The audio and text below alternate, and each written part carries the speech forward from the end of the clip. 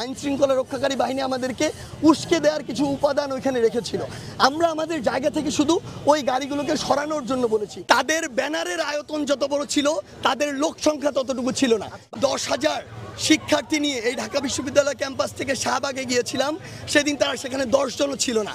বাংলাদেশের এই মুহূর্তে যদি 99% মানুষ থেকে থাকে যারা ওই মুক্তিযুদ্ধ পরিবারের নয়, তাদেরকে যদি একসাথে রাজাকার বলা হয়, তাহলে তো বাংলাদেশটা রাজাকারের বাংলাদেশ হয়ে যায়। তারা কখনো চিন্তা করে না এখানে পুরো বাংলাদেশের স্বার্থ কোথায়, ছাত্র সমাজের স্বার্থ কোথায়। তারা শুধু চিন্তা করে যে তাদের স্বার্থগুলো ঠিক আছে কিনা।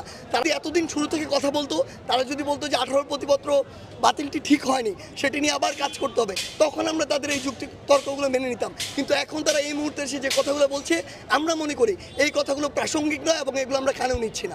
আমরা একটা স্পষ্ট করে কথা বলতে চাই, আমরা একটি যৌক্তিক ও ন্যায়সঙ্গত দাবিতে রাজপথে আসছি।